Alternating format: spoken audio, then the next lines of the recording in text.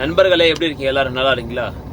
நண்பர்களே, இப்போ நம்ம சமீப காலமாக பார்த்தீங்கன்னா இந்த கஜானா காலி அடிச்சு நம்ம வந்து அடிக்கடி கேட்டு இல்லையா? என்னன்னா, அதாவது நம்ம தமிழ்நாட்டோட கடன் பார்த்தீங்கன்னா சுமார் 10 லட்சம் கோடி இருக்கு இல்லையா? இந்த கடன் எப்படி வந்தது, இது யார் வாங்கினாங்க, இது யாருக்கு கொடுத்தாங்க அப்படின்னு வந்து நம்ம முழுமையாக பார்க்கலாம். இணைந்திருங்க, சரிங்களா? அப்படியே சேனல் சப்ஸ்கிரைப் பண்ணிடுங்க.